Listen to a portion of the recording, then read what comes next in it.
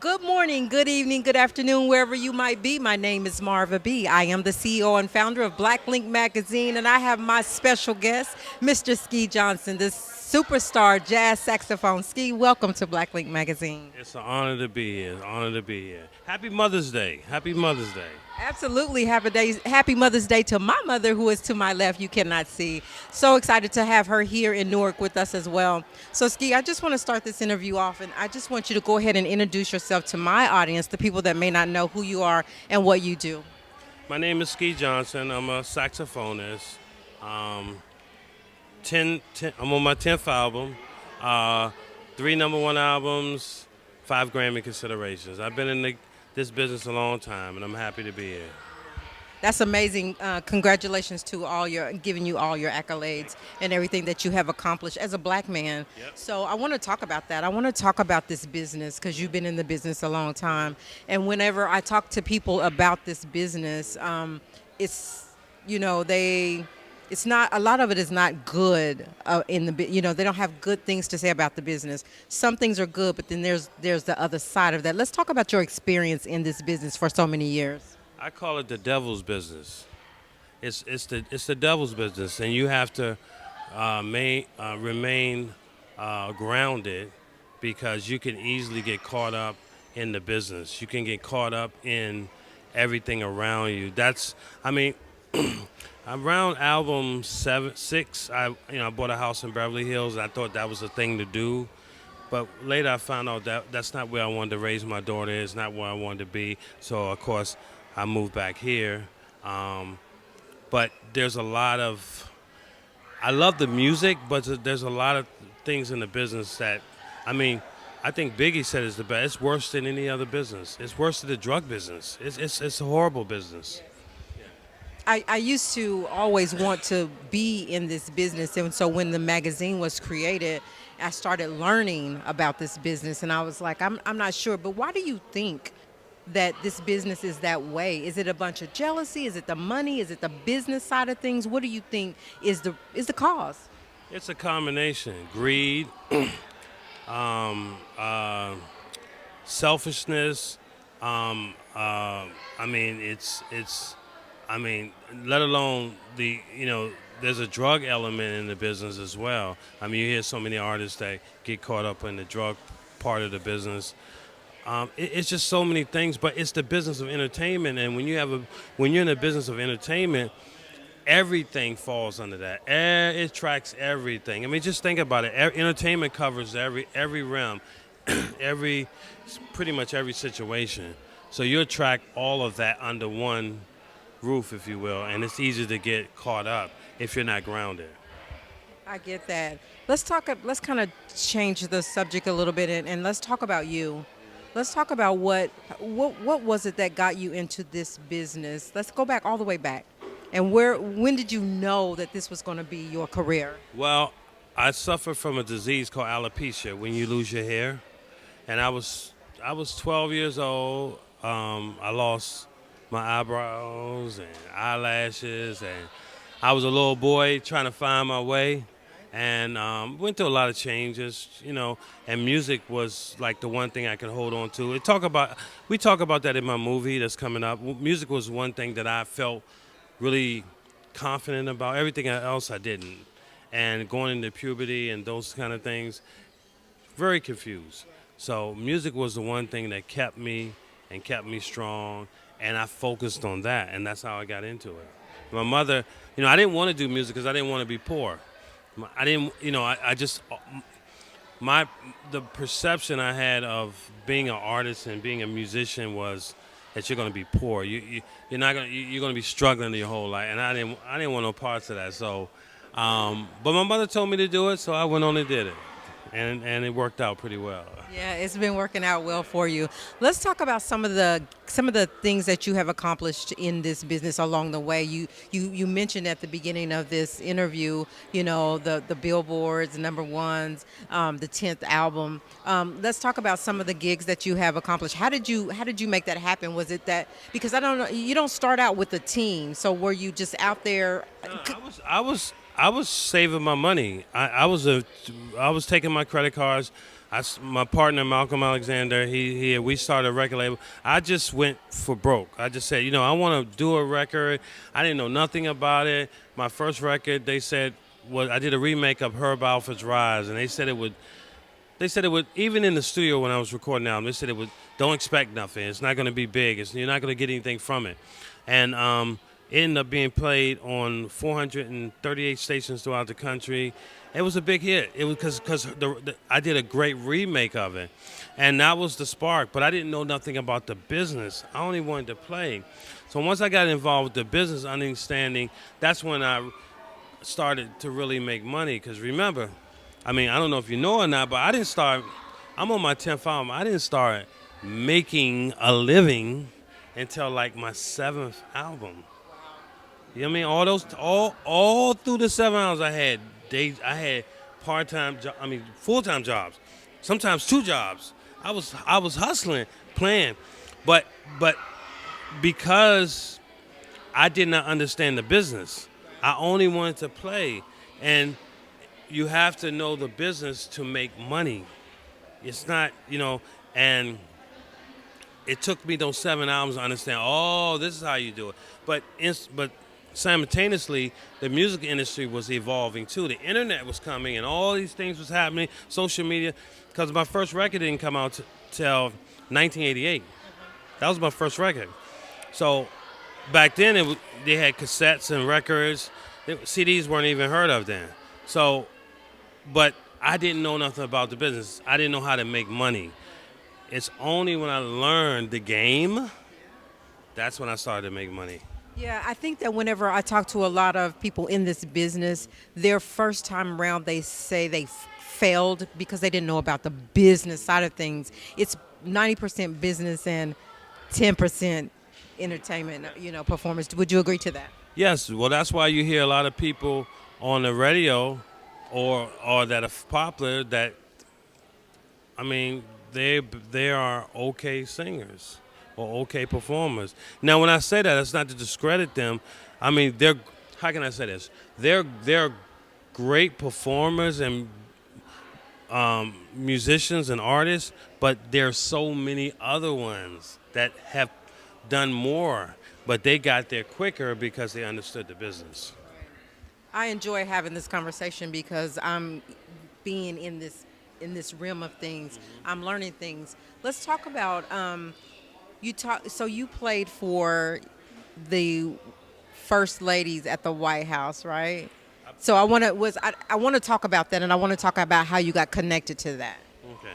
Well, I started going to the White House Correspondents' Dinner somewhere around 2009, and I didn't understand. Again, I didn't understand the business. I didn't understand how public relations work and how important public relations was. But at the same time, the industry was evolving. So when social media hit and all these other things happened, perception and being everywhere was more important than how much music you had out. It was how popular, because never in the history of entertainment industry have there been TikTok stars and and all these internet stars that you don't know. They don't have music out. They're stars. So I started promoting myself and self-marketing myself, and started attending the White House Correspondents' Dinner, and then I went to the White House and started performing. Mm-hmm. What is in the plan for Ski Johnson, say 5 years down the road? I want to do more movies. I want to do movies. I want to act. I really want to, because it's a brand. I understand. I understand what I've done with the music as a saxophonist is unlike anybody's done before. Miles Davis did it with the trumpet, but not with the. Kenny G did it with the saxophone, but not in the way I'm doing it. Not creatively putting it in your face and coming straight at you. So I want to put that, everything I've been doing on the red carpet, and so I want to put that on television for the world to see. Right. When you say not the way you do it, tell me what way you're doing it. So, because I know the bad boy jazz saxophonist. Like, I want to know the meaning behind that. What is different from what he did? Well, I break the rules. I break all the rules. I don't follow any blueprint, if you will. I break all the rules. I never ever tried to follow the way somebody else does something. They say, "Ski, you can't do it." I do it. I try to do it. Um, I through everything I've been through from the first record, from making all the mistakes I made and profiting from those mistakes. I've never, I never stopped, and I continued doing just being, continue doing what my heart says do, and most important, being consistent, because that's the key. You gotta be consistent. You gotta keep doing it, no matter what. And and the thing about it is, you don't know the impact you're making because you're in the circle. There's a thing, like if you're in a circle, you can't see how everyone else sees you because you're inside. But you're making an incredible impact until you stop. And then you're like, whoa, I was doing this, I was doing that. And all these people are telling you all the great things you're doing because you don't know it because you're in it. And that's a natural thing. It's only when you step back and say, wow, I was doing all that. You know what I mean? And so that's why it's so important to continue and be consistent in what you're doing. What do you want your legacy to be? Once this is all said and done, what do you want people to know about Ski Johnson? Someone who followed their heart, who didn't give a fuck, who just did what his heart, led by his heart and his faith, and did what it. And I said this earlier in the interview. You can't follow trends. You can't do that. You gotta, because you gotta do your thing, and wait for everyone to catch up. Because if you keep changing, nobody's never gonna catch up, because you're following trends. So if you stay faithful to what you're doing, everyone, the cycle, if you will, the will, they'll catch up. But you can't move here. Oh, this is in style. Or this. Oh, they doing this now. Oh, they doing that. They doing that. I mean, within reason. I mean, within reason, you have to do it, obviously. But I think I'm talking about to the extreme where you're changing your whole thing, because you have to stay who you are. Because one thing I said this in an interview also earlier. As an artist, there's a lick that a lot of saxophone players play. I don't know. It's called it's like it's a R&B jazzy lick that a lot of saxophone players, you hear them all play it, because it's a common thing that most people expect to hear when they hear a saxophone play. I don't do that. I just play what I play. Either you like it or you don't. And I don't know any other way, especially at this point in my life. I don't know any other way.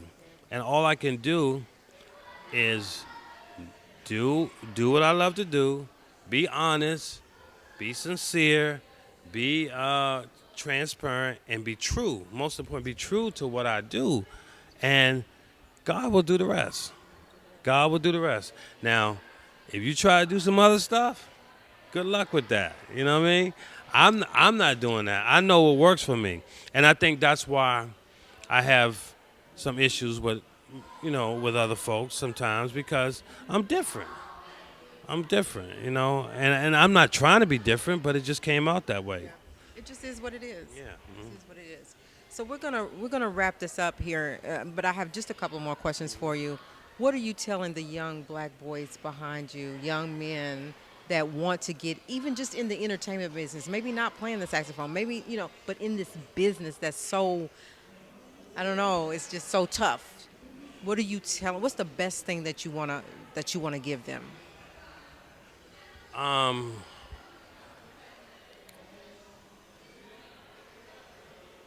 work hard, work hard, work hard. Stay focused. Now, I'm the first in line to say anybody can get off track. I got off track many times in this industry. I went to a period. I mean, when I first heard my record, my first two records on the radio, Oh, I went crazy.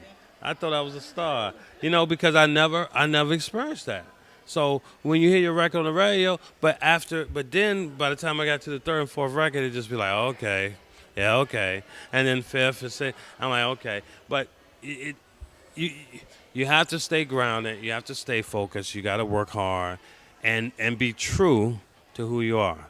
If if I mean, for in my situation, carrying my horn on the red carpet was was different, Different. It was different. very different. Yeah. But it broke a lot of barriers. So whatever you're feeling, whatever you're doing, be true to that and be consistent. And don't worry about um, what's popular right now, or if your particular vision doesn't match the popularity. Just go with what you go with what with your heart, and you'll never lose. You'll never lose. Do you think that you ever make it? Like, can you say today, after so many albums, after so many years in this business, I've made it, or is there always a next level? Well, my question would be, what's making it? You know what I mean? Can you pay? But I always say this. At the end of the day, can you pay your bills? Can you pay your house note? Are you living comfortably? Are you struggling? I mean, to me, that's making it. Now, if you got to worry about paying your mortgage, you got to worry about paying your bills, you got to worry about this, and that, you ain't made it. Now, there's a Beyonce made it level. There's a Jay-Z made it level.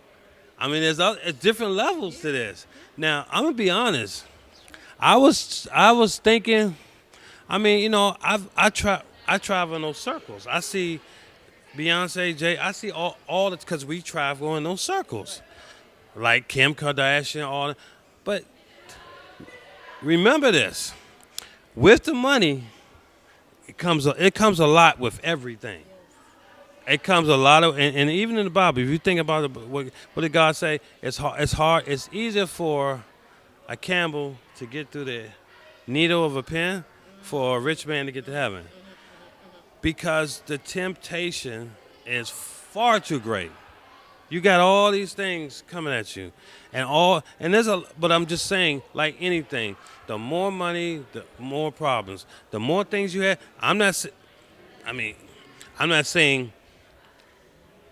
How can I say? I'm not saying it's a bad thing, but I'm just saying every level, whatever it is, there's a lot that come with it. There's a lot of things you got to watch. If you're a billionaire, people suing you all the time.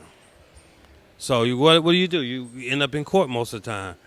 You go into court, you spending most of your time in court. You got it, but then you looking, is this person sincere? I'm shaking hands with this person. Is this person they gonna say they shook my hand the wrong way? Or if I hug a young lady, oh, my hand was the wrong place, and then you got to deal with. So it's a lot of anxiety that go with that. So my faith, my trust is in God.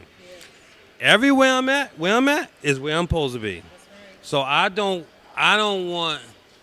I walk by faith. So where am I at this point in my life? Where am I at is where God wants me to be. So I pray for wisdom. By the way, I pray for wisdom. I don't pray for money. I don't pray for nothing. I pray for wisdom to make the right decisions. That's what I do every night. I knew we connected for some reason. I love Believe it. that. Believe that. I love So that. so by doing that, the blessings come, and I live very comfortable. I'm comfortable. So, but am I Jay-Z comfortable? No, but I'm comfortable and I'm happy. That's amazing. So to wrap this up, you are going to be the cover. You are the featured cover for Black Link Magazine's Juneteenth edition. And I want to first of all say thank you for everything that you've done for Black Link Magazine thus I far. love you guys. I love So, Black Link. so tell me how you feeling about that, and give Black Link a shout out. Look in the camera and tell us what you're thinking. I am so excited, Black Links. I love you. I love you, Black Links.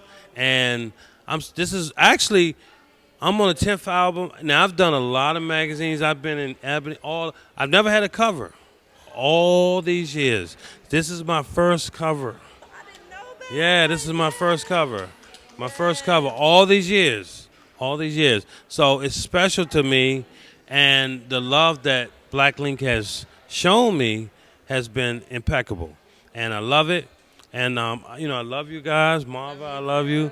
I love your family. You got a beautiful family. And I just, again, I don't take anything for granted. I cherish everything, and I knew when you came and said you wanted to feature me on the cover, I said we gotta really work this thing. We gotta work this thing till we can't work it no more. You know what I mean? Get all the run out of it. Yeah. But I'm on it. I'm on it. Yeah.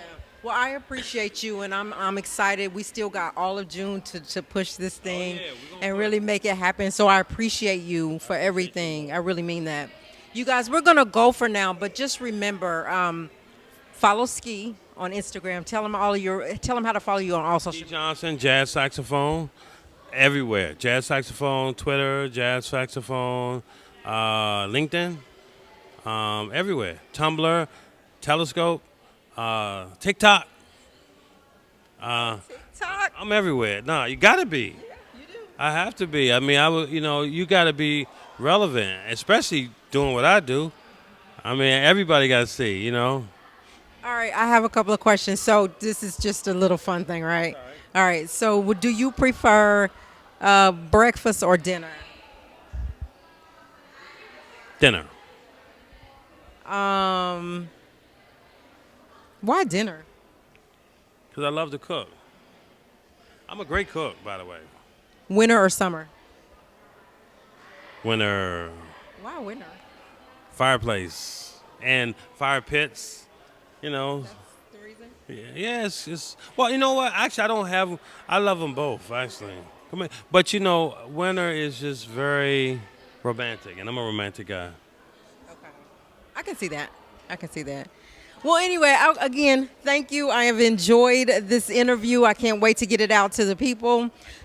Yeah, so you guys, we're going to go for now. Remember, respect yourself, respect each other. God bless.